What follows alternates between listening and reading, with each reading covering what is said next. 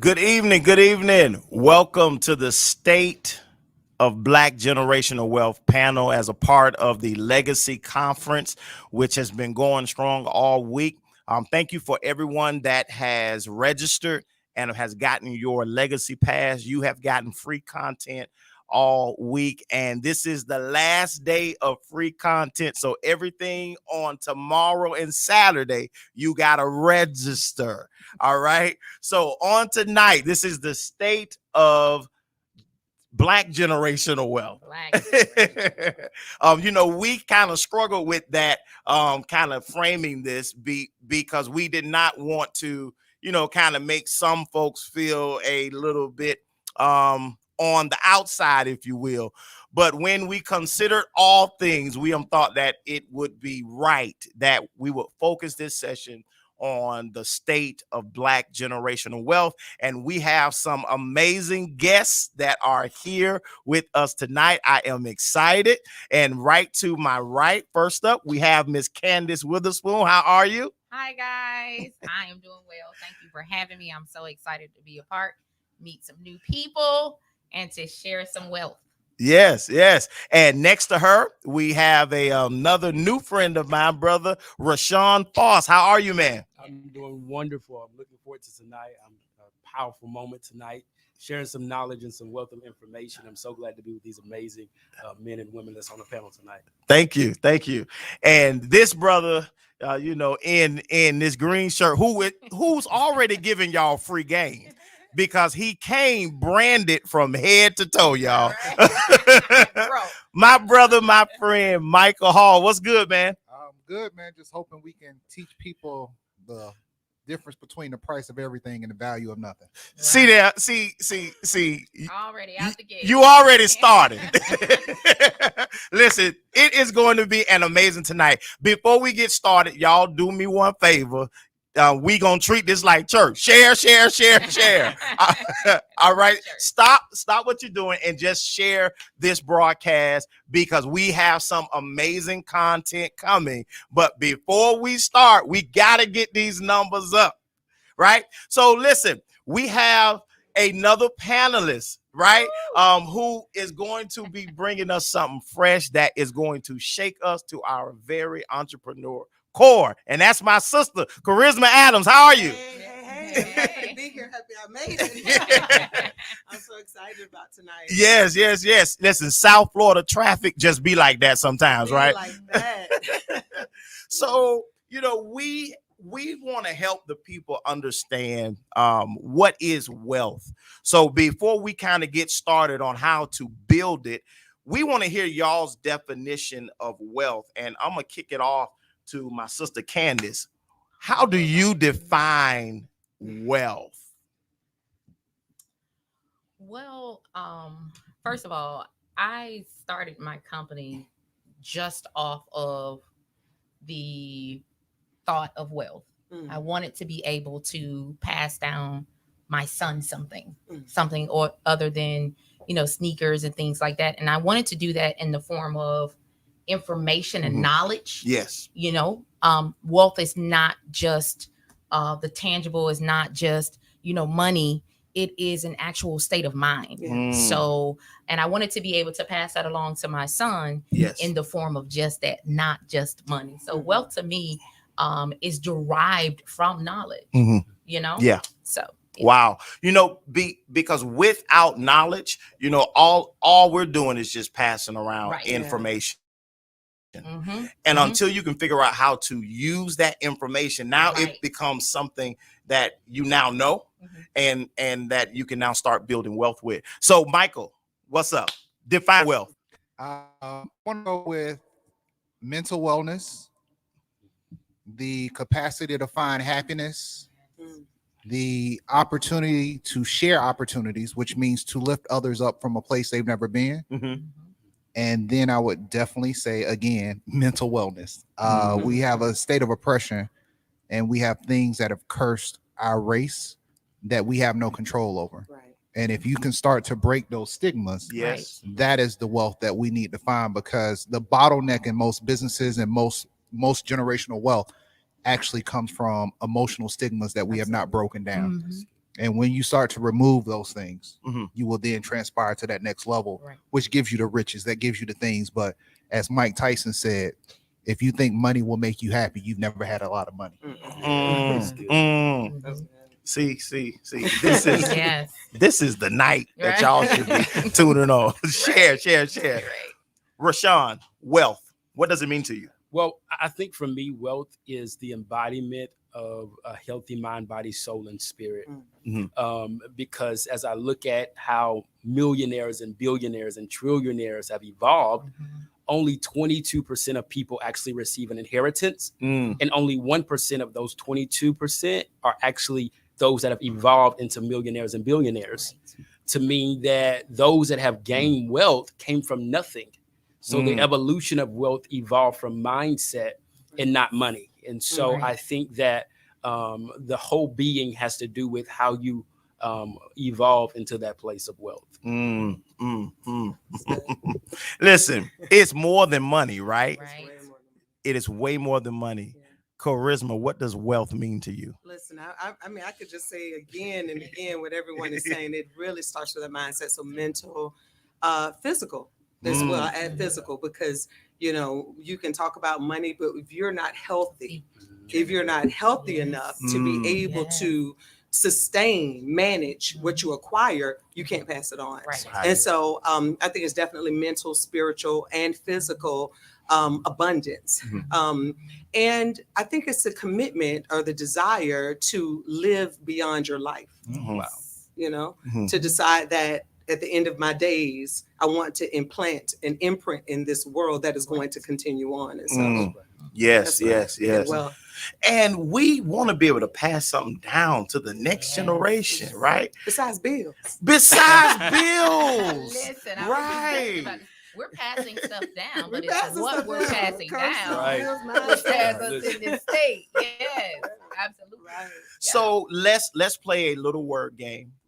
This is not original to me that I have stolen this game from other folks that have moderated panels, and we're gonna start with charisma. Okay. Some are serious and then some are funny, but I want to hear what is the first thing that comes Lord. You know, to man, your I head. wanna talk- All right. We can edit this.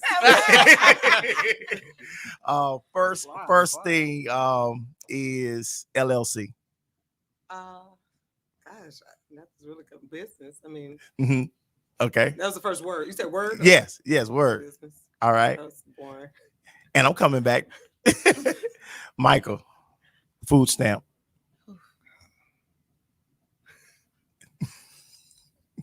Step one. Oh. Lord. Rashun, you aren't gonna like this one. GoFundMe. My family. We having fun tonight already. Lord, family. Kandice. Equifax.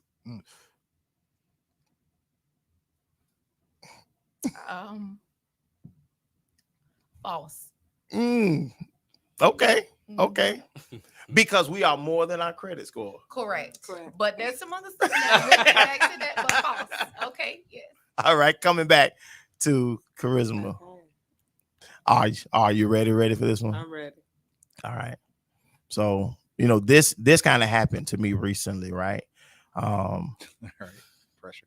Yeah, you know, just, you know, kind of pressure. And I got into a situation, but I couldn't get myself out of it because I had signed on the dotted line. Oh.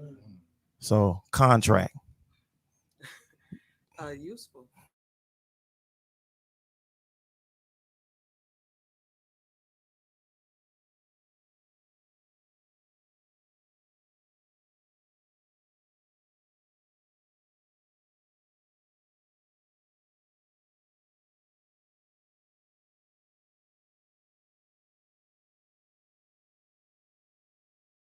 Absolutely. And so the people who don't read them, and you know, we're oftentimes left unprotected. Wow. Michael, entrepreneur.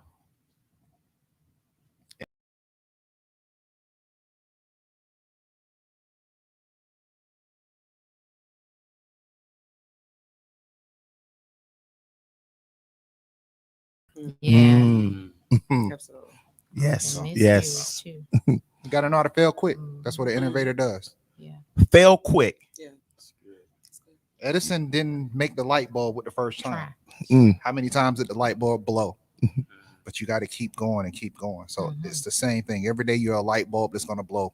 One day the light will stay on. Then you got to make a better light after that. Yeah. Good stuff. Good stuff. Rashun, now I know you are in the insurance industry, so I'm not going to throw you anything else over there. I'm going to throw you something a little left, but I think you can kind of hit on it. Investing. Do it now. Why?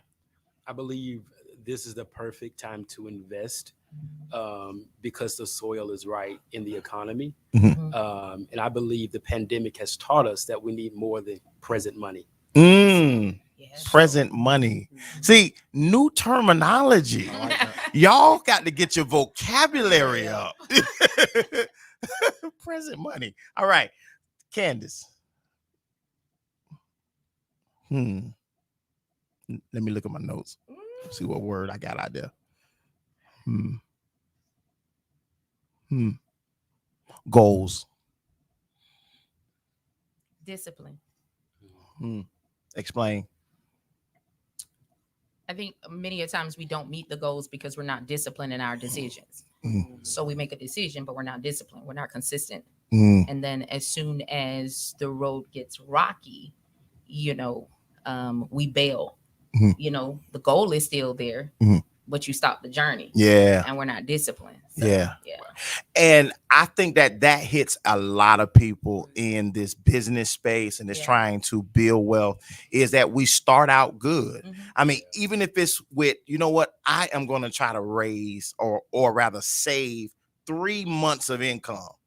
And it seems like once we see that money stacking, that now we realize, wait, I can go buy that Louis purse now. I can go buy those Gucci loafers now, right? How can people overcome that desire, or how can they choose discipline over desire, right?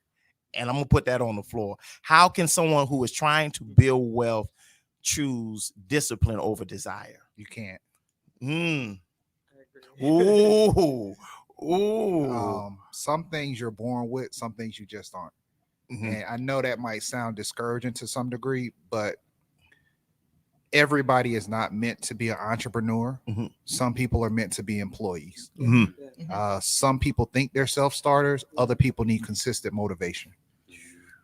A self-starter and an entrepreneur is a person that has to drag themselves out of the mud every time the water starts to come down.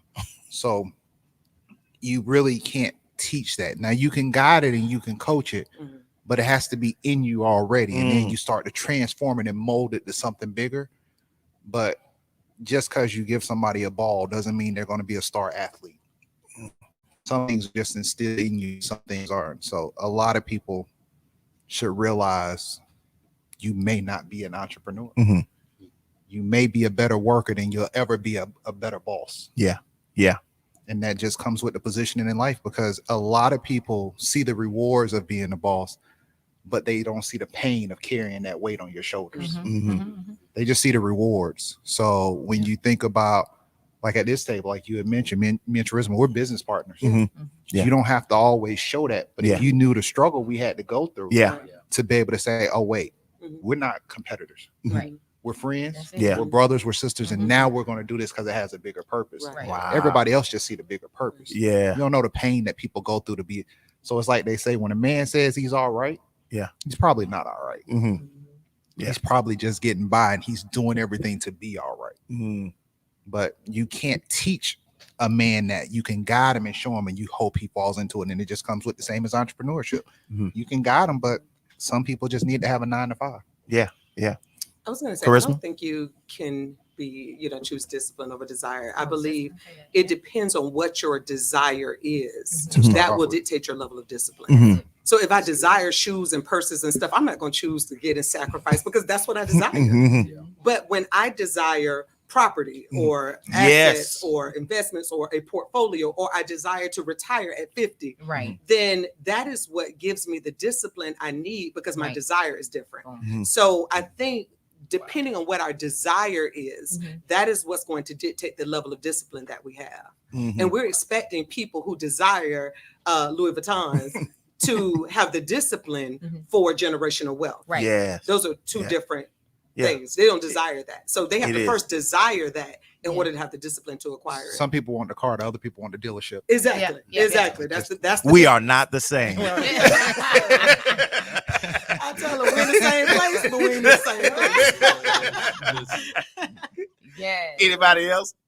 I do want to say, to piggyback off of that, what both of them said was it goes back to mindset. Yeah. Mhm. So, and you will have someone with a mindset of wealth that won't necessarily separate the two of desire and discipline, right? Mhm. Because their desires, as she said, feeds the discipline. Mhm. So if my mindset is I've got to get the dealership, then I'm going to discipline myself enough to where I can get to that place. And I think it's very important for us to understand, when it comes to discipline, that the people have to get that it's more important to complete the assignment than the assignment itself. So it's more important for us to get to the end. So that way we see purpose fulfilled. We see the mission and the mandate fulfilled, and that's what discipline does for us. It gets us to the completion of the assignment. Thank you. Thank you. Good. Charisma. Mhm. Micheal touched on this, and I think we've seen it in the last maybe 2, 3, maybe even longer, is this entrepreneur fever. Like everybody wants to be an entrepreneur. Like whether you wake up one morning and you say that I now want to be this great credit person, or I want to be this great consultant. And then we see branding shoots, photos, Right. flyers, That's websites, That's it. all this social media movement, but it's more than that. Yes. So charisma, employee versus entrepreneur. What's all the hype, and help the people? It's interesting because most of the people that label themselves as entrepreneurs are actually employees. They just are self-employed. And so what happens, anybody can go to Sunbiz, we can do the LLC, we go to the $78. Listen, we get the business bank account, we take the photo shoot, we get the logo, your Fiverr and all your little stuff. Yeah. We get it up and we get it together. But what happens is all of their time is spent working in the business because they are the sole service provider of the business. They're really not an entrepreneur, especially when I know somebody's gonna talk about risk. When you can't assume the risk of business ownership, right? And you're just saying, okay, I come in, whether it's whatever it is you do hair, you do nails, you cook, whatever the things, you lay tile. If you're the sole person and you do all of the services, you do all of, you're really self-employed. It's not until you can step to that other space where you're talking about leveraging your business, you're talking about asset, you're talking about payroll, you're talking about some of these other parts where you're able to expand the umbrella of your business and really take a risk. Because most of the people who say they're entrepreneurs, they're unwilling to take a risk. And you know it because they try to do it all themselves. All themselves. Everybody got a Canva account. Everybody got a WordPress, Shopify account, and they can do everything. They got a Wave account. They're an accountant. They're and they're trying to do it all. And you will never really grow that way. You will never really see true business success when you try to be a one-man band. You really have to step into your area of expertise. You got to be willing to take a risk on your own business, because we see this a lot in investments, especially, venture capital. People come to you with a plan. They want you to invest in their business, but they haven't invested in their business. No. That's you want us to put all the money in your business to do it, but you haven't put any money in your business. And so I believe a lot of people are really self-employed. They are really not entrepreneurs. They really don't understand the full concept of they're the business. Right. That business does not exist. If they don't get up at that morning and do every aspect of it, there is no business. There is no business. You're self-employed. Because I'm right here, but my business is working. So that's the difference between a business owner and a self-employed individual. You can be here, but your business is still working. There are people still working the business. There is, you know, we got partners, we got contracts, you got things that are still happening even when we're not there. That's the difference. And we got to get people to switch that mindset. Having an LLC does not make you an entrepreneur. Right. And so we got to, people have to understand the full breadth and depth of business ownership and operation. And when they get there, I think more people will be employees, and they'll be okay with being employees because we made business ownership look different. This is free game. Yes. You know, what you said that resonates with me is I'm here, but my business is still working. Right. But for so many, it's just like you said, if they're not doing it, if they're not typing it, if they're not talking on the phone, there is no business. Correct. They are self-employed. You get sick. See what happens. Wow. Yeah. Wow. But if you get sick, you should have some insurance. Business owners have insurance. Yes. On So everything. before I do- business owners have insurance. On everything. On everything. Rashun, explain the value of having insurance now. I want to scream, but I know how to just Go ahead, take go ahead, things go ahead. beyond. But I have been on this road since 2017, specifically on scaling people from a life of GoFundMe to funding before we go. And I like to use this parable because, you know, I feel like the church, they preach it out of context. But I like to use this parable because I think it hones in on the African-American community. We preach about how Hezekiah, the Lord tells Isaiah to go to Hezekiah, tell Hezekiah, set your house in order, you're going to surely die. And we make it a salvation text. It wasn't a salvation text. What God was telling him, he said, I want you to write out your will. I want you to get your affairs together. And here's the power of this. And I promise I won't scream, and I'm not preaching yet. But the moment he got his life insurance and his will together, God says, I'm giving you 15 more years. Wow. How powerful that God doesn't want you in the earth if you cannot manage longevity. Life insurance gives you the leverage to manage longevity. I hear you. Because back in slavery, they didn't let us in the room when they were talking about life insurance. And the room is the resource. Many of us want the resources, but many of us need the room. And so if we didn't have access to the room, all we knew life insurance to be was death. Well, why do they call it life insurance? It's because there was benefits to life, to aiding businesses. When the Great Depression came, the bank shut down. Guess who was winning? Life insurance company. McDonald's decided we're going to pull from our whole life policy. We're going to keep franchising. We're going to pay our employees. We're going to keep it moving. When you go and get that loan from the bank for that car for $30,000, guess what? They're borrowing it from the life insurance company to give it to you. So I think at some point we've got to realize that right now is the time for us to leverage this moment for longevity, because life insurance is not about you dying tomorrow as much as it is about you living till you're 65. There's a lot of people right now pulling pension plans, not from their 401ks, but from their life insurance. But because you think I want you to get in a casket, and you think I want you to have a funeral, and you think I'm ready for you to die, you don't want to talk to me. When really I'm trying to show you that you ain't got to die to multiply. I'll be honest, growing up, being young, I used to try to figure out, like, how my Caucasian friends, maybe they be graduating, they mama get them Mercedes, get them a Charger. My mama tell me, let's go down here to the little Toyota place, find a little used car. It barely gonna get me to work and everything. And as I got in the industry, it's because somebody prepared when they were 2 days old. So when they turned 18, we weren't having to go to the bank. We went to ourselves. The Jewish community don't use banks. They use the money multiplier and policies to ensure their money stays within their own economy. Good. So it's now or never. And I know you want to hold on to that $10,000 policy. That's a term policy that costs $2 a month. But there's so much more to you, because you got more insurance on your phone than your life. More insurance on your shoes than your life. Where's the real value? And I think we have to consider, what are we really valuing? Materialization or longevity? And when we see that, we'll put the legs back on our table and stop eating from the floor. Good. Listen, you just send a shock to all of the term policy holders out there. you know.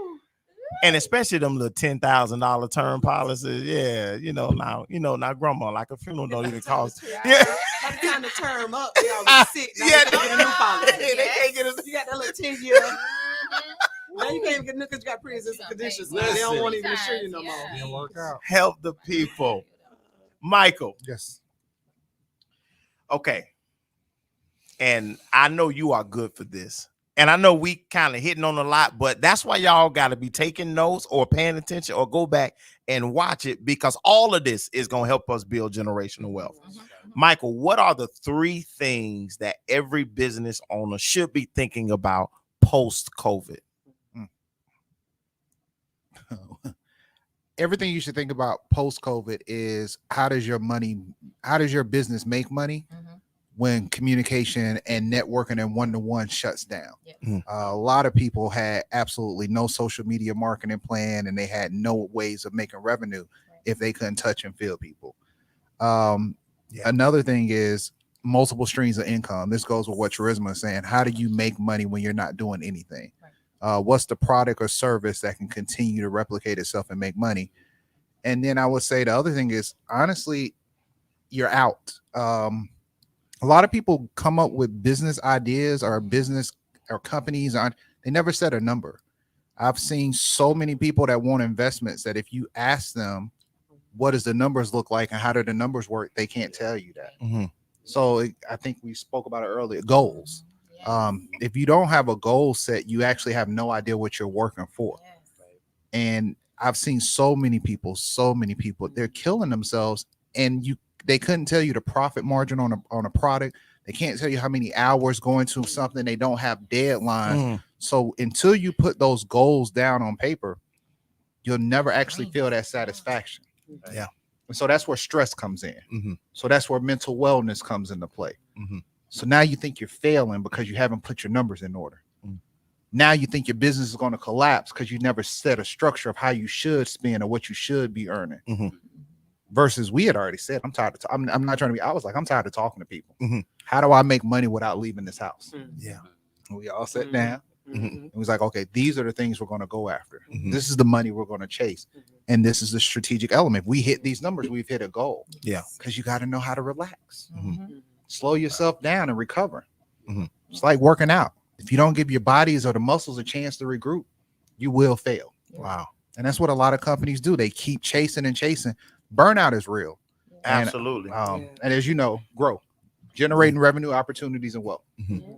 But when I realized it was the mental wellness that was killing most of our, and not just hypothetically, but literally killing Black people, was mental wellness. And those stigmas we don't face, that childhood trauma you never discussed, and you just never put those things in place, the businesses will never grow and you will never be successful because you will always have something holding you back. Yeah. Think about it. When Jay-Z accepted everything with his dad and it came out in songs, then when you had that conversation about everything with his mom, and then he finally admitted, yeah, I cheated on my wife, but I love my wife. I need to get my life together. Within 3 years, he was a billionaire. I don't think it's coincidental. Yeah. I think when you clean up your affairs, Yeah. and you set the table, quit just eating the food. Set the table, take your time and enjoy the food. You enjoy that meal, and then you break bread with others. Because you don't invite nobody to sit on the floor and eat with you. But if the table is like this and other people are serving, hey, Rich, come sit down with me. Yeah, come sit down with me, and you bring people to it. And they don't do that. So set the goal, set the table. So much that you kind of dropped in there, and I want to pull at least 2 out. But one of the things that you said is that business owners need to learn how to make money even when you're not touching or communicating with people. And a couple of days ago, or maybe a week, Facebook was shut down. And I think a lot of people, their business was completely interrupted and shut down with Facebook too. What advice would you give, Michael? And then I'll shoot it over to Charisma about how to manage when, I guess, your social media or the internet isn't working the way that it should. Call people. People don't know how to talk to people no more. That's a lost art. It's just the art of cold calling and just being able to reach out to people, but it shows you that a lot of people haven't fostered relationships where they feel comfortable to say, let's do this. 2 days before Facebook shut down, my account had got hacked. So I was already out of Facebook. Yeah. So I'm looking at it, I'm like, good. And I'm gonna tell you, and I said good because it allowed me to remove those stressors. Because this isn't exactly what you're saying, but too many people are addicted to Facebook to where they don't know how to operate something without Facebook. Now, herein lies the problem. Your whole business is now relying on something you cannot control.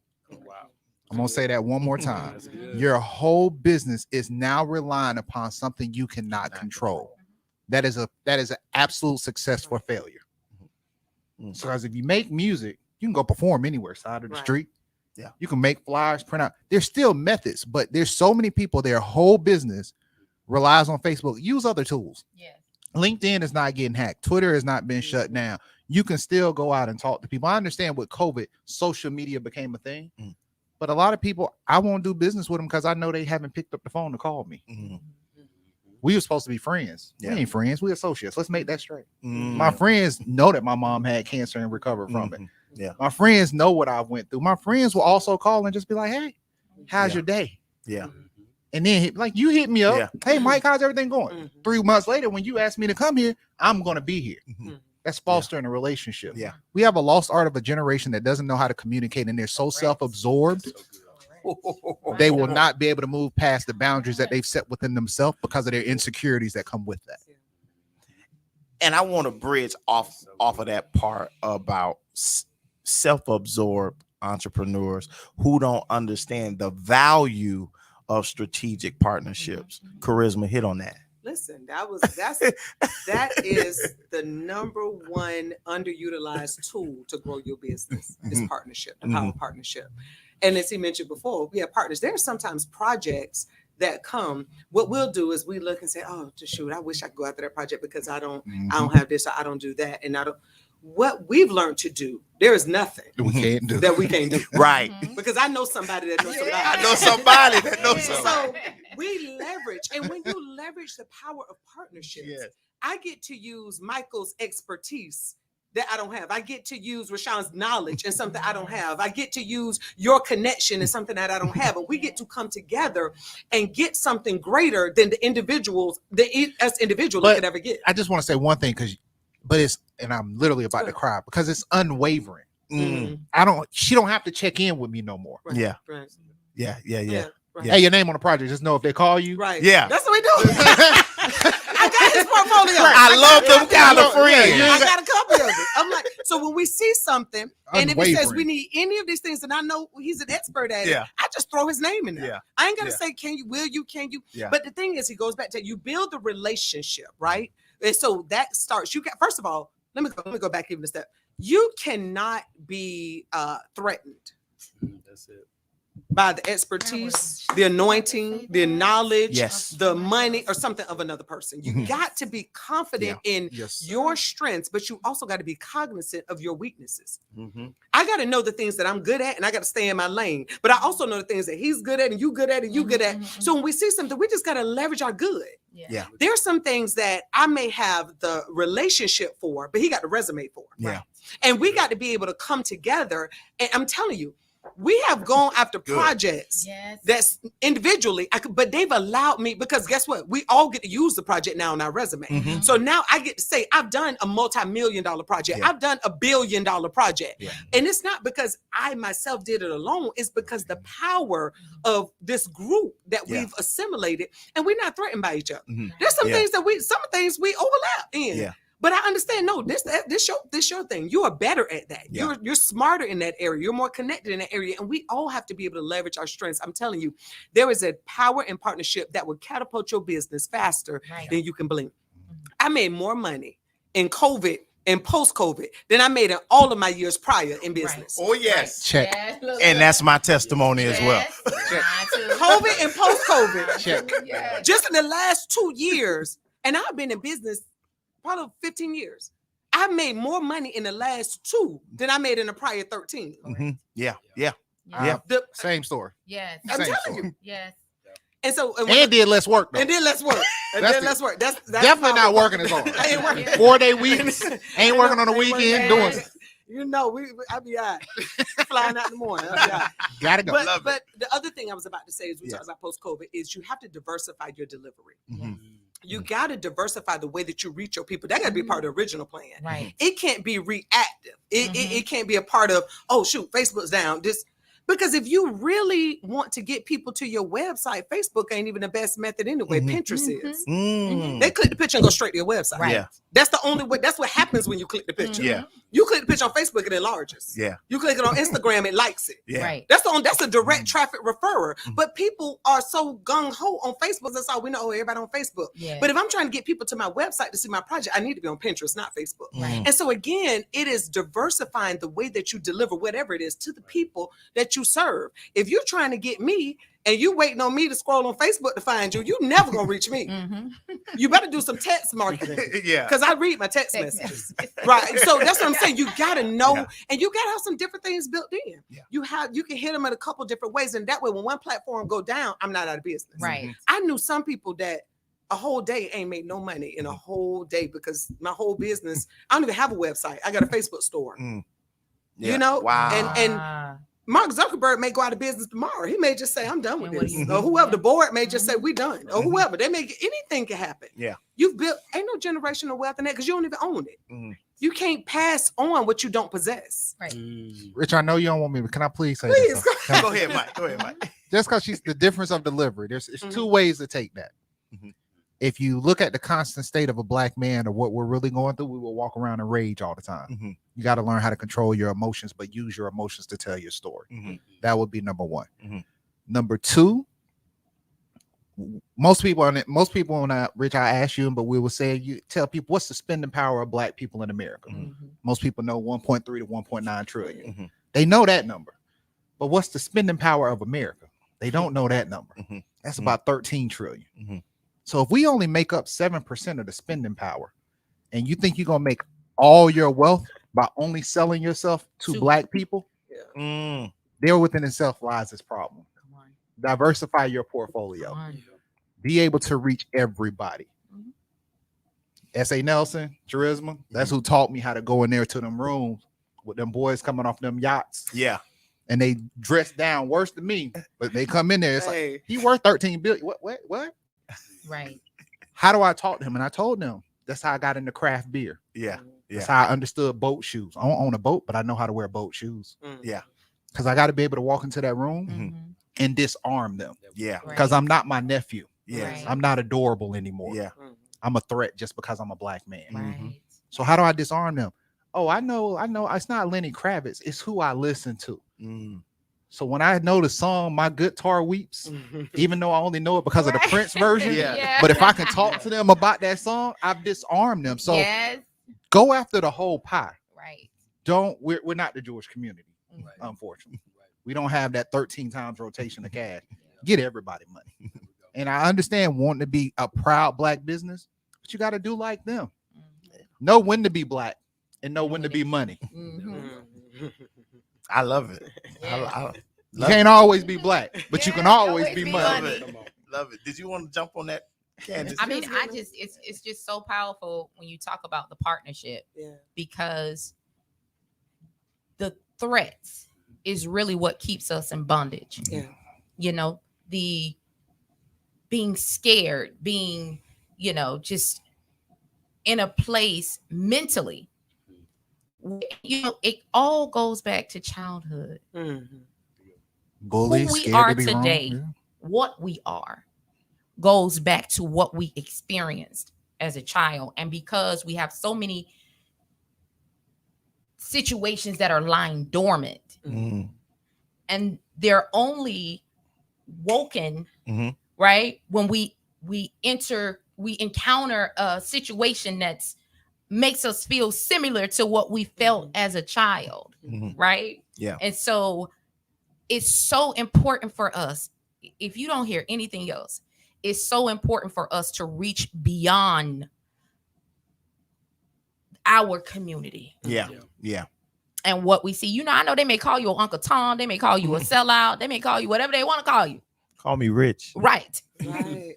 Right. People that Because go that's out of their mouth. listen, it is extremely important. Yeah. And for the success of your business. Right. Yeah. You know, we throw these networking parties where everybody want to dress up and, you know, the red bottoms and all this, you know, Yeah. other stuff. And everybody in the room is either here, right? Or you got people wanting to get where you are, but we don't invite people in the room that can get us to the next level, right? We don't invite those people in the room. So extremely important. Yeah. And you hit on something that is really, it touches my heart. And I try to get our people to that place, like a redevelopment of their mind and the way that we think is so important if we're going to be successful. Absolutely. Because we don't need a network, we need the mastermind. And that's Come what we on. did. That was the difference. Yeah. Yes. You put 10 people in the room and you come up with a full action Right. plan. Right. Now, what is the difference? Now, you Don't get it. you can't interrupt and don't explain. Yes. Now, what's the There's a big difference difference.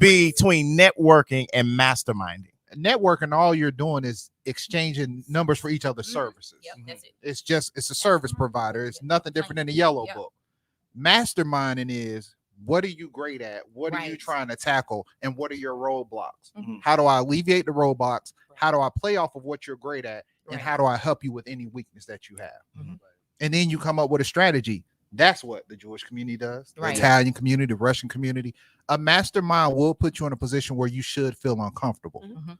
but you should walk away with an action plan. Right. Right. Too many times we just sit around and complain about what's going wrong versus how do we change the environment that we're in. Right.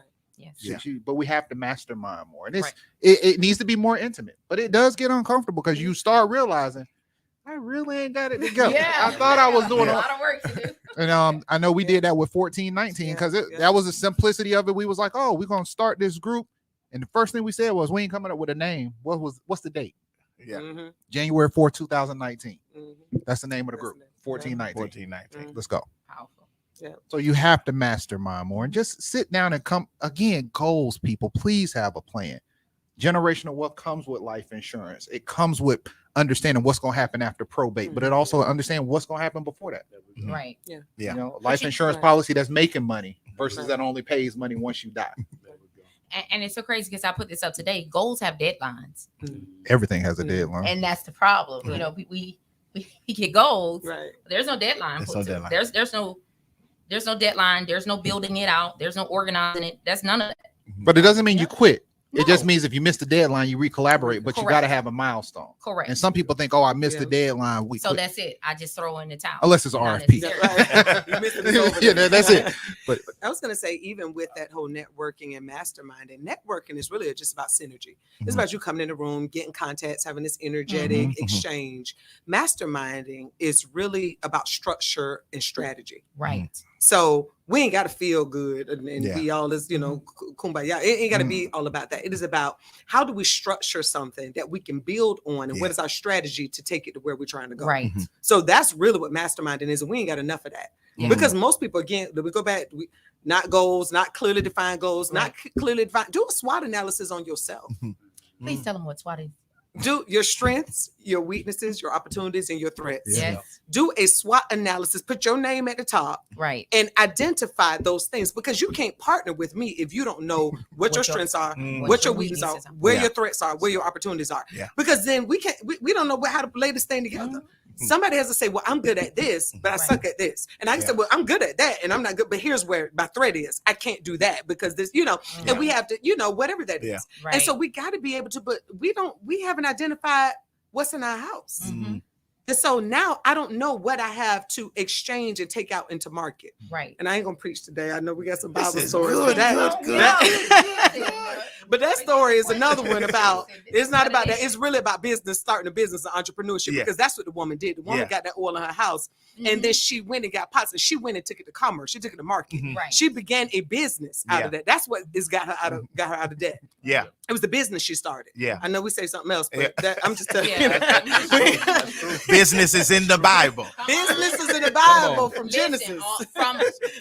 listen. Candice, Yeah. your question God. is, because we talked about goals, right? Mhm. And because this panel is the state of Black generational wealth, what should be some credit goals that Black families should have in these days? I think the first thing when we talk about credit is learning how to manage your resources out the gate. Yeah. And a lot of times, you know, we have a goal in mind. I want to get credit so that I can do this, right? And then we get that, and then the credit goes back to the state in which it was in, because again, mindset, right? And not knowing how to properly manage the resources. Right. So we get the credit, or the goal is to get the credit, and we do that through illegal trade lines and all that stuff just to get where we need to get, and we don't learn how to properly manage. So my first thing about credit for the Black family, listen to me, manage your resources. Let's learn to manage our resources. And also with that, we've got to have proper knowledge and education. It's so important. Financial literacy is so important when it comes to credit, you know, and people will have you doing all kind of crazy stuff, you know, just to put yourself in a crazy situation, you know, to get this certain kind of car, or to get, you know, just something materialistic. And the other thing we don't do is we don't know how to properly leverage credit. Yeah. Right. Because that's the goal. That's the key to everything. I've sat in a room with some big boys, and he pretty much told me, he called me young blood. I'll never forget, his name is Phil Bundy, older white guy. And that was the first thing that he said to me. He said, you know, the problem is that you guys try to use your own money to do everything. He said, let me tell you a story. He said, we had a business. The business went under. He said, we had a barbecue, and we opened the same business in another name 2 days later. And all the credit and everything that was attached to that company, guess what? You see what I'm saying? Yeah. So I for us as Black families, we manage your resources. Stop trying to live above, you know, our means, and to obtain things that's not going to generate, I mean, nothing. Yeah. Yeah. Nothing. So and we use it the wrong way. And the other thing, we have to get proper education about credit. Yeah. Because we're doing things that are putting us in a real crazy position. And then you're wondering why. I mean, from filing false police reports about identity theft, saying that so you can have a credit sweep. That's an affidavit. You don't think that stuff is going to come back to you? Help the Educate people. yourself. You know, and when you're going to someone to assist you or help you with your credit, ask questions. Ask questions. Like, the knowledge is powerful, and it's so needed. So that's the one thing we don't want to do. You know, we don't want to just say, hey, I need this to be done, and just let people do whatever they want to do. We need the education, and we need to learn how to properly manage our resources and diversify our credit portfolio. Yeah. Good. You know, as you was talking, cause, you know, credit becomes this thing that is like a hot topic item too. You know, like people want to get good credit so they can go buy a depreciating asset. Correct. You know, Correct. And it's like, wait a minute, like you just did all this work just to get it up here, just to go get something that's going to tank it, and it's not even going to have the value of what you pay for. Talking about leveraging credit, Micheal, how do you leverage credit to kind of help you build wealth or establish something that can now generate more income for you? I was about to say, with business credit, it becomes more so the investments you make. Now, personally, I would honestly, and in transparency, I don't like using credit. I like to use cash, or I like to go recruit and get money. Yeah. Only reason why I don't is because with the structure of some institution racism, there's certain things we're never going to get that we should get. And I know when I walk through that door, the odds are stacked against me. So I'm still a cash person. Now, cash on hand, meaning I'm going to make my own investment and take my own risk. But I also do love the benefit that when they come and see a 825 or 835 credit score, the questions get removed. Now, one of the things with credit is perception. They look at me a lot different when they pull my credit score, and I'm coming in dressed just like this. And they pull that credit score. I can now maneuver things to not use my money because now I have a business line of credit Correct. where it's not messing up my personal finances. Mhm. Or LLC to pay yourself, to show money in different ways. A lot of people don't do that. I don't need extra stuff on the 1099 on my W-2. I know exactly what that number is for my taxes to be what I need to be. Correct. But when I have to pay myself because I got additional money come in, or that $50,000 contract come through that you didn't expect, pay my LLC. And that's where I'm going to buy some assets from to build up the business credit. It's a strategy. But you don't figure that stuff out on your own. You collaborate once again. Get you a financial advisor. Sit down with somebody that's smarter than you. I think we sometimes feel we have to make mistakes to learn. Go to somebody that's already made those mistakes so you don't have to make the same mistakes again. Correct. So I'm not going to try to figure out insurance. Yeah. Come teach me. Right. I don't care how old you are. You're right. This is what you do. Come talk to me. Yeah. Teach me. We have to be willing to learn. Right. I would say the lack of vulnerability to say what we don't know is what is holding us up. But the resistance to share what we do know because we feel everybody is a threat is also holding us back. Yeah. It's the, as Dave Chappelle said, it is the empathy of understanding to be able to give and take. So he might not know how to market as good as me, but I might not know insurance like him. How do we work together? Yeah. Let me help you tell your story so more people understand the value of insurance, because people think insurance is dead. And I understand this is, but what I mean is sometimes the credit is nothing but a perceived value of an institution that's been put in place to also control us. At the end of the day, your own money, you are the problem. And I hear you. So insurance, let's get back to this. Rashun, where does insurance fit in the building of generational wealth? That's a good question. I think that as African Americans, we've got to start, first of all, with the education principle. When we buy insurance, we typically go with the policy that they give us at our job, or we go with the policy, the accidental death policy that they give us at the bank, or we go with that policy that grandma told us she got on us. She told us she got it on us.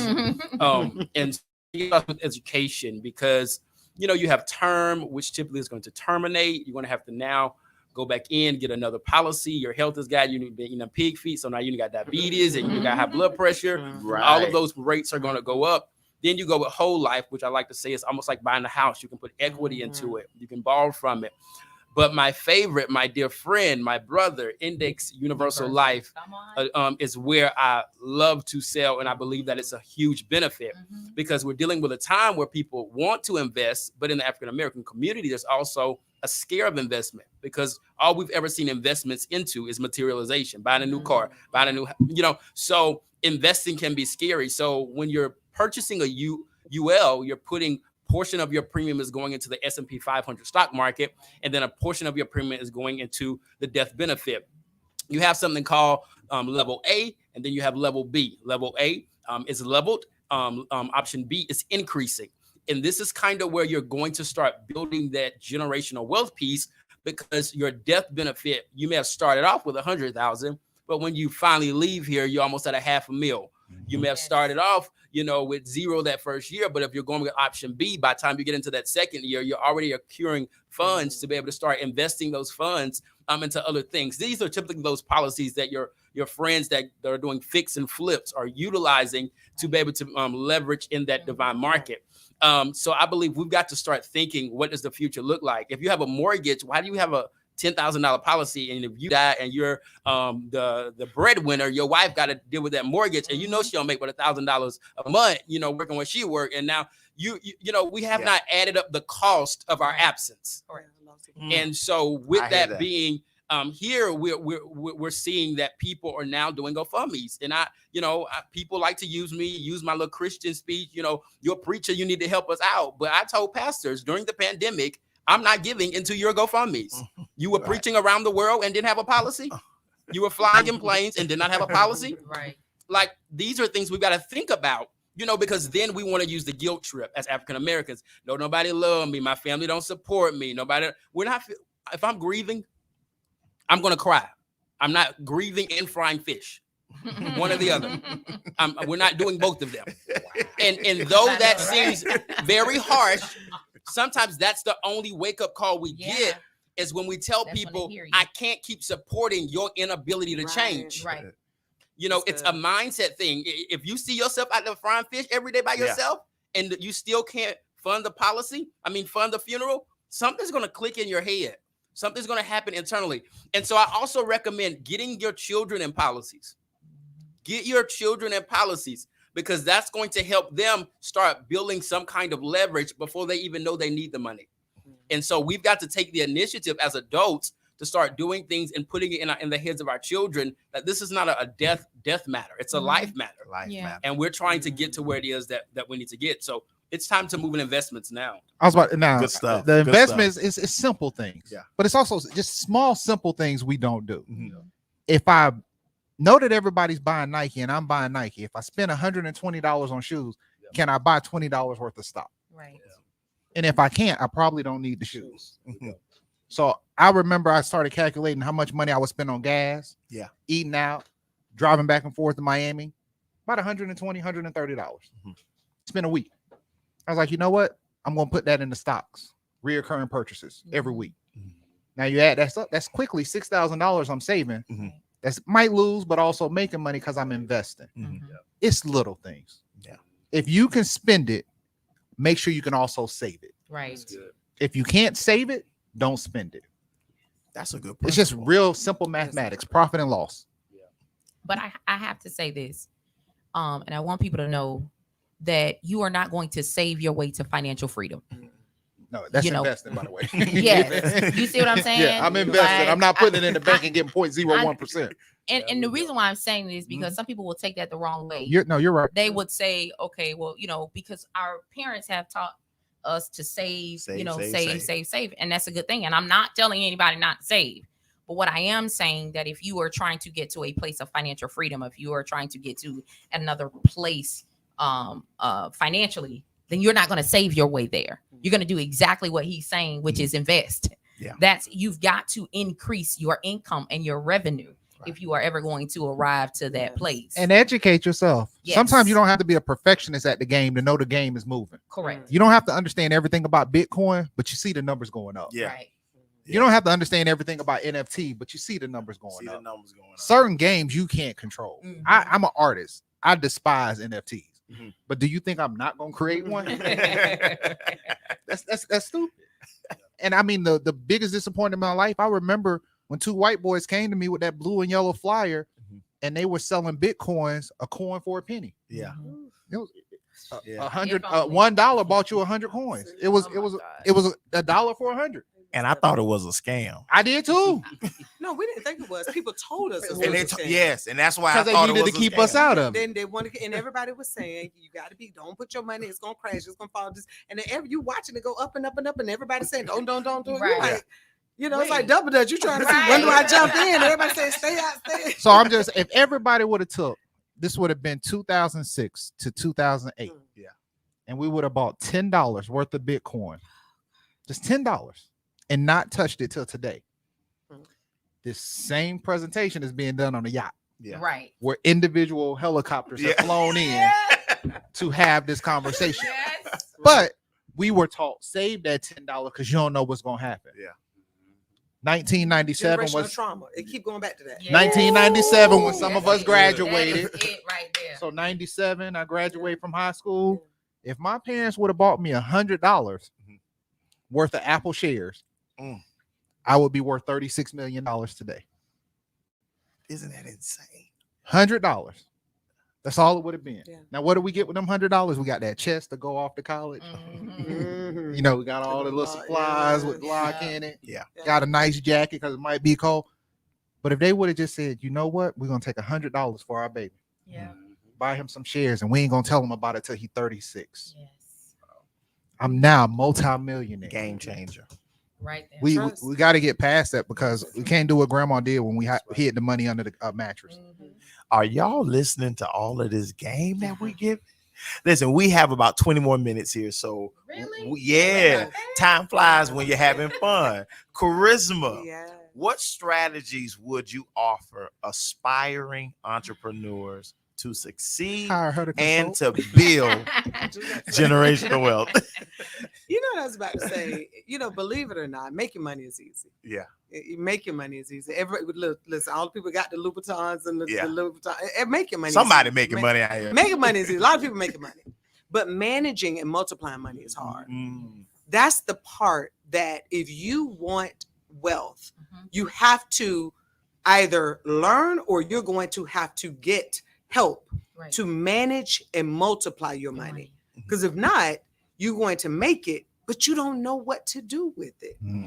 You cannot put $1 million in a free checking account. Not a free check. But we praying for the $1 million check, the check in the mail, but we don't even know what to do with $1 million. If you walked up today, like you said, you know your number and $1 million, and we say, you know what, we can do that. And we say, we'll each give you $250,000. We'll give you $1 million right now. Most people get the check that won't even know. They're going to go deposit it in their free checking account. Because you don't even know what $1 million in a portfolio looks like. Feels like. You got to learn the language of money. Yeah. If you want to grow money, multiply money, you got to speak money. You got to live. You don't know what to do with money. Yeah. So when you don't know you will not be, you're going to have to learn how to be a good steward over that little piece. You're going to have to learn how to multiply and manage it in order to get more. And so many people, they cannot get over that threshold.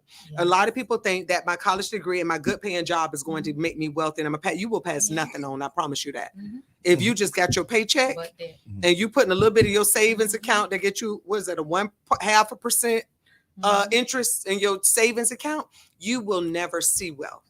If you don't possess it, you can't pass it. So I say making money is easy. You're going to have to get you some professionals to help you manage your money, and you're going to have to get you some partners to help you multiply your money. You need some professionals and you need some partners. And if you don't have either one of those, we can't even have a wealth conversation. So when you come and sit down, we have to say, okay, who are the professionals that work with you? I need to know, because we need to know who handles, who's your accountant, your bookkeeper, who's your investment banker, who is your insurance agent, who are your people, who are the professionals that help you manage the money you have, and who are your partners that's going to help you multiply the money I give you. Right. Because you're not going to do it baking the cupcakes. You're not going to do it doing half. You're not going to do it laying the towel. You're going to have to get strategic partnerships so that you can multiply what you've been given. And so again, that goes, but that's what I would say. You got to get some. Can I tell y'all a story of some friends of mine, and I hope y'all not watching, but if you are, I'm not gonna tell y'all name.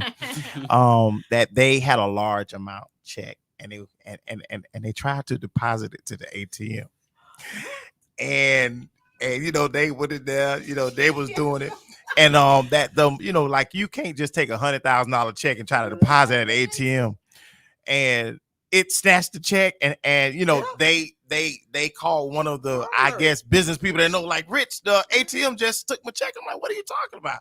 How much was the check? I was like, I'm like, you can't put that in an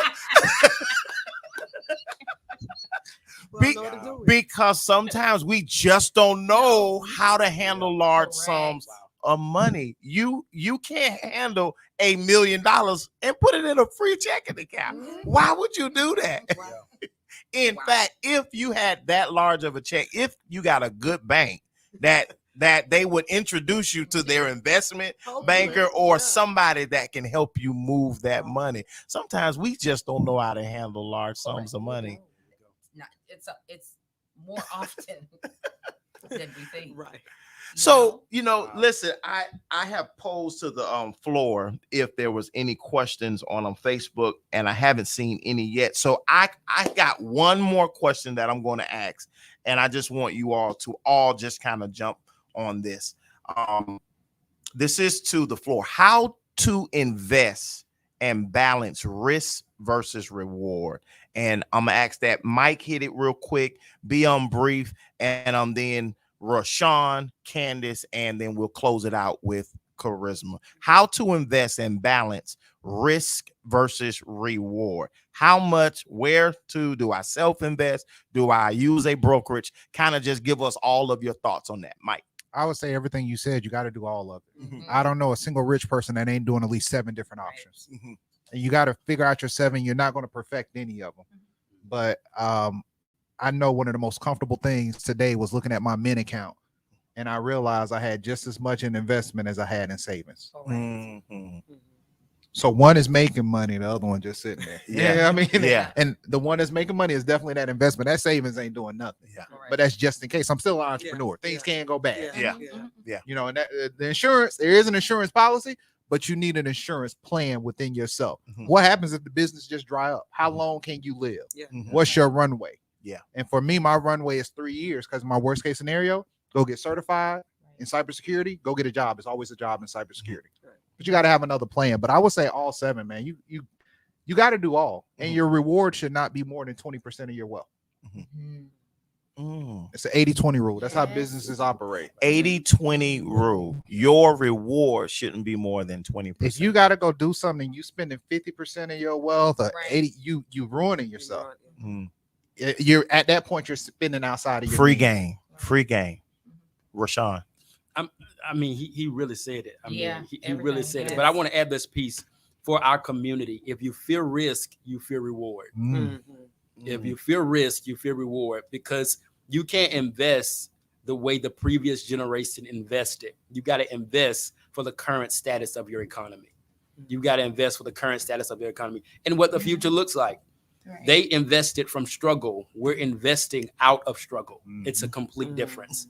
And so you can't fear what you've got to risk to get that 20% of reward. Good. Absolutely. Good. Kandice. I mean, they've said it all.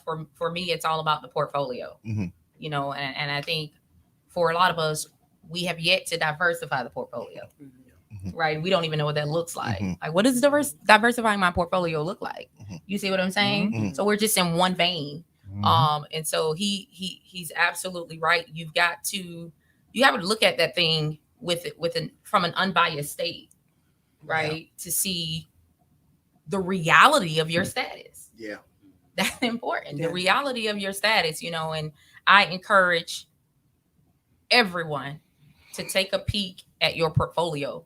Where are you now? What's the status of that thing? What's the reality of that thing? Before you're talking about going and making additional investments and risk and things like that, you've got to be able to get a realistic status of your portfolio. When you say portfolio, to the person in the back of the room, right? What do you mean by portfolio? Well, you know, pretty much. So for example, real estate, if you own real estate, that's a part of your portfolio. It's a part of what you own. It's a part of your what am I trying to say? It's a part of your wealth then. Yes, right? Pretty much. It's a part of your wealth. So from real estate to insurance to different types of investments, you know, that makes up a portfolio. And you know, they tell you need 7. You know? Yeah. So that's what I mean by that. Okay. Charisma. Yeah, you know, it's interesting. I'm going to take it all the way back. Risk versus reward. We got to go back to mindset because we're not afraid of risk. We take risks every day. Every day. We go buy scratch offs, a bunch of them. That 600 million PPP loan. We take risks every day. Lots of them. Lots of them. But because our mindset is what it is, we're not willing to take the risk again on the dealership. We'll take it on the car. Right. We take these short-term risks that don't really offer any reward. So we're not really as risk averse. You know, you get some of us at the casino, you'll see how risk averse we are. We don't have a problem with that, you know, but I just believe it goes back to mindset. It goes back to what are your desires? It goes back to what do you want out of this life, and what do you have a desire to lead anything beyond this life? Because if you don't, this is a futile conversation for you. We just need to log off and let's leave the room, leave the space for the people. You was worried about what I was going to say? right. You know, because I'm rich, you know, I'm that way. We're going to have a real conversation. Just log off, because if that's what you desire, we can't take you there. Yeah. We can't lead you. When I sit down with a person, I strategize, I work in strategy, but business and political strategy. When I sit down, that's always what's at the finish line. What does the finish line look like for you? What is the win? Define the win. When they tell me it's the car, I already know I can't work with you. Right. Yeah. And it's okay because there's somebody else that has a strategy for that. But that's not the way I work. So I just believe that you got to go back to the mindset. If you don't have a mindset for wealth and your mindset is just for quick money, then we can't, none of these strategies will matter because you're going to have the free check-in. You're going to have to GoFundMe because you're too afraid to put $100 over here. You're too afraid to put it, but you will risk it on some of those other things. And so I just believe you got to evaluate your mindset. Where are you really? Can I tag on that? Go ahead. Because I love the mindset also is who are you trying to impress? Can you say that in the camera?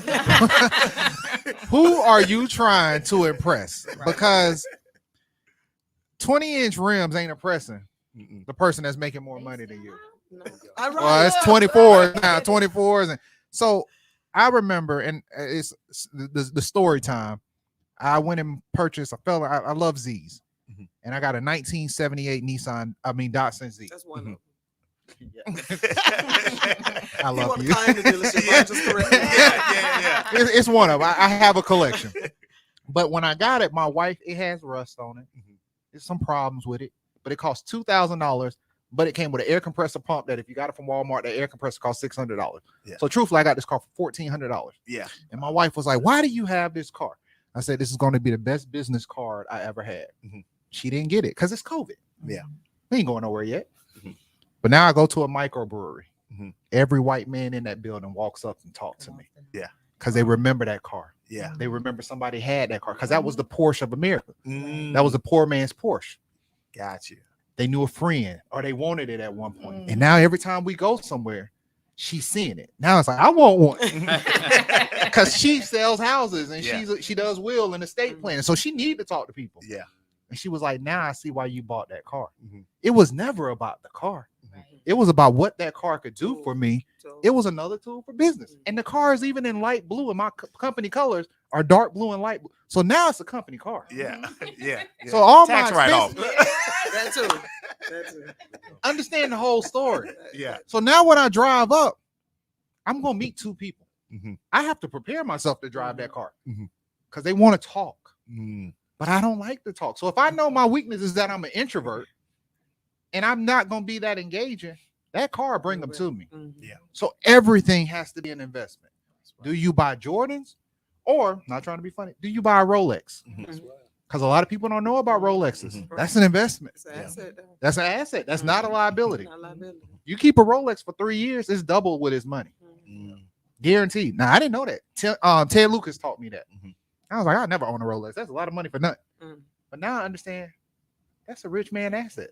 That's why they own them. That's why they own multiples of them. So you have to learn the game of where you spend.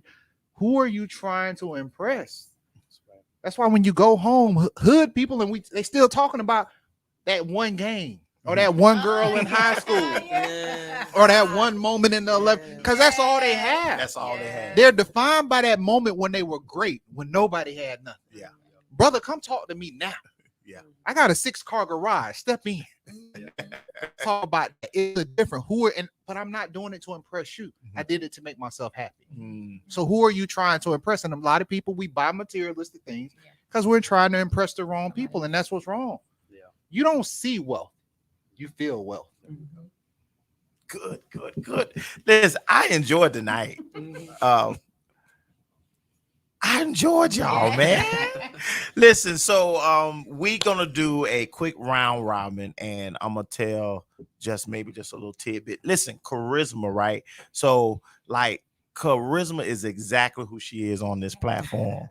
And she is very strategic when it comes to partnerships. And can I tell just a quick story? Yeah. One time, charisma called my phone and I didn't answer. And I called her back like a week later saying, Charisma, hey, like I forgot to call you back. She say, Rich, like I had some work for you, man. Like I had I had some money for you. And I'm like, who, me? She was like, yeah. But it was last week. Right. So tip for every business owner, answer your phone. Answer my call. Like I don't talk on the phone, but if I call it, it's a money call. It's a money call. Right. Charisma, what do you do and how can the people reach you? Like I said before, I am a business strategist. So really my focus is on how you multiply your money. I focus on monetization strategies and techniques for business owners. And I also do political strategy. You can reach me. My email is CHARISMA at articulate ARTICULATECG consultinggroup.com. Thank you.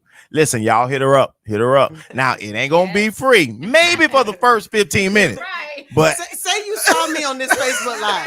Put that in your email when you email me, and it might surprise you. It might surprise you. this next brother, man, from the first time that I met you, you just had a particular presence because you come in seems unthreatening, right? But when he opens his mouth, it's like all this information, and it's like, man, brother Micheal Hall, what do you do, and how can the people reach you? I am now a mental wellness coach, and I realize the stigmas in our community that are holding us back. So I still do web, but if I'm talking to the people tonight, I am developing a program, hopefully with the University of Miami, that focuses on entrepreneurial therapy. It's a whole different mindset. It's a whole different culture, and it'll be the first in the world. So entrepreneurial therapy, and it's Micheal Hall TM on any platform, or Calendly.com/Micheal Hall TM. Wow. Game changer. Right. Game changer. Yes. Entrepreneurial therapy, did you say? Entrepreneurial therapy. Y'all just making up new terms and just But it's needed. We said it. Everybody talked about mindset. We all talked about that being you got to go see him before you email the rest of us. Yeah. It's your mind then. Right. Yes. So we did because it's you. Plug it. We did five cohorts. So we've done 36 weeks of research. And after we got through the second cohort, we saw a pattern. And we only work with Black entrepreneurs. Mm-hmm. All of us got the same struggles, the same stories, and the same holdups. And everybody came out of that program making 20% more revenue, happier, and improved relationships. Wow. Clarity. That's what I need. We all need it. I needed it. Right. Yes. It built me. By teaching them, it was building me because I'm learning. Because you have to share the stories. You have to be vulnerable. So it's groups of 10, the mastermind. So think about everything I said. I took it all and we put it into a program. Yeah. That's what we need. That's good stuff, man. Thank you for sharing that with us right here on State of Black Generational Wealth. Yes. First place I've ever talked about it publicly because I was scared. I'm scared to do it. We got you, man. I'm telling you, I'm scared. And the I'm world terrified. needs that. But it's God's work. Yeah. Yeah. This is God's work and it's scary. That's why it's Because scary. I got it. You take in a lot. Yeah. People's emotions, their stories. You hear stuff that you don't want to hear. Mm-hmm. Couldn't be a pastor. Yeah. But it's God's work and it's scary. I was terrified. I'm still scared. Yeah. I get chills thinking about it. Wow. Yeah. It took this whole conversation tonight for me to say, this is what I do. If you wouldn't ask me that question, I probably wouldn't have moved forward. I got to send those emails tomorrow because I just made the commitment verbally. Yeah. It's scary when you know you're going somewhere. This is what wealth feels like. It's scary when you're going somewhere else. Say that again. This is what wealth feels like. Especially when it's a territory that you have not stepped into before. Because you're not chasing money, you're chasing a purpose. Yeah. Wealth follows purpose. If you ever chasing money, you're chasing the wrong thing. Like everybody can make money. Everybody can't make a dent in this world to have a purpose of what they're trying to do. So that would be my wealth. If I touch 50 people, imagine if I touch 500. Yeah. Because everybody used to say, "Oh, you should be a pastor." I'm too rude to be. That ain't gonna work. But I realize it's ministry, though. Ministry talks in different ways. Yes, absolutely. Every man understands in his own language. Yes. But I got friends like you. Yeah. That set me down when I was that person, that guy. At City Hall. Micheal, no, we're gonna change it this way. Charisma, Micheal, no, you're gonna talk a little bit softer. Remove those words. That's what you gotta get to. And when you deal with God and you realize God is now using you as a territory, as just nothing but another orifice to actually get those things through, you start realizing this is bigger than me. That's good. Now this is my call. Mike, you got support, man. Push that. Yes. Rashun, you are going to be my new friend. You know what is a crazy thing is that I was just speaking with my insurance guy about upping our policies and like everything. He ain't watching But I'm gonna check you out. That's because I think his rates was a little bit too high. He was gouged. Tell people, what do you do and how can they reach you? Sure. So I specialize in coaching in the life insurance industry, life insurance investments, final expense, mortgage protection, annuities, IRAs. I really, really enjoy it, and I have seen lives impacted. I also am an author. I have several financial books out, as well as I do specialize in life and a little bit of business coaching, but life coaching I really, really enjoy. I'm so sorry to give this pit stop, but you are a pastor. I am so sorry. I was trying to really tell him about me. Right. You are a pastor, and you're pastoring a part of the mind, the shepherding a part of the mind that has been intended. Yes. in the business and now to the mind and searching for a shepherd. Yeah. Come on. And it's about so life insurance. Come on. Yeah. Mr. CEO at rdfenterprises.net. Mr. CEO at rdfenterprises.net. Yes. I want every entrepreneur. Is this okay? Yes. I'm sorry. I want every entrepreneur and those of you that are aspiring for entrepreneurship, because many of you are only getting a business because you don't know yourself. And you need this therapy. Yes. Because God is healing the minds of those that are trying to build a business that's bigger than their own identity. Come on. Because if you build the biggest bigger than yourself, it will break you. And even for us African Americans, because we try to being knowledgeable, we are, God's gonna work it out. Yes. But I've learned that Jesus didn't even come to start a church. Yes. He came to start his Father's business. That's why all 12 of his disciples were businessmen, because he wanted to reach all levels of influence in business. Yes. He didn't start with the preachers. He started in the tabernacle with the rabbis, the doctors, the lawyers, because he understood there was another sphere of influence that was not tapped into the minds of men. At 12 years old, he was governmentally ruling people that he did not have the knowledge to even converse with. Many of you don't need a business license. You need therapy to handle before you handle your business. Right. Listen, Come on. listen, you gotta stabilize Come yourself on. first. I know who my partner is. I got to Listen, this is good. This is good. Strategic partnership. Right. Good. Right. Good. Partnerships developing right on panel. Candice. Yes. So this is a little tidbit that many people know, is that we are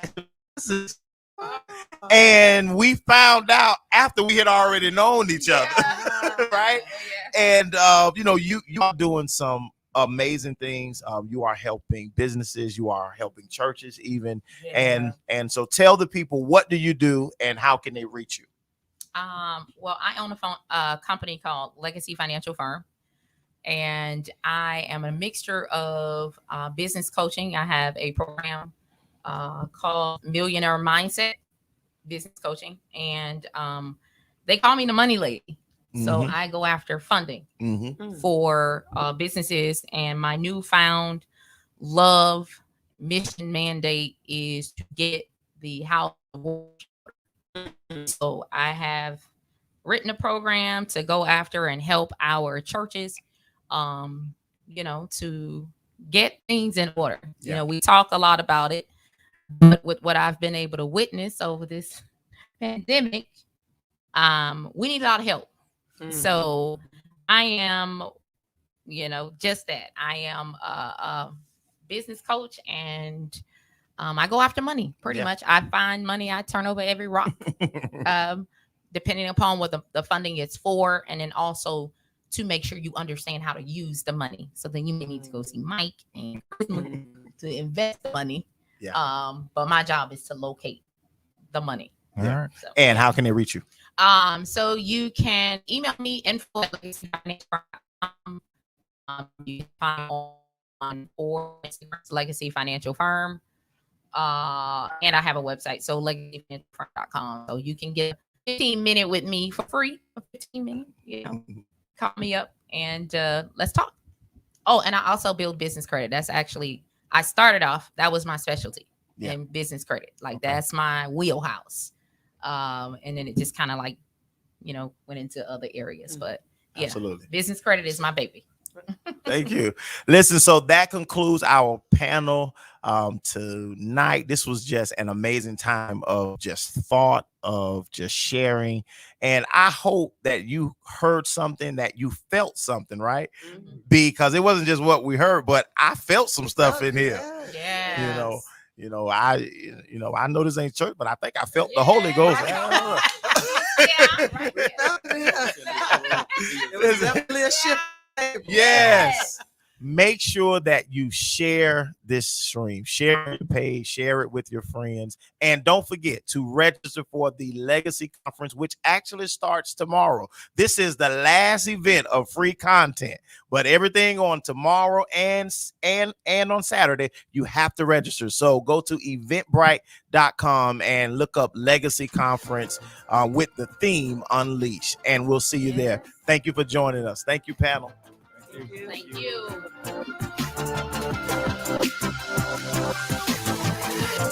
you.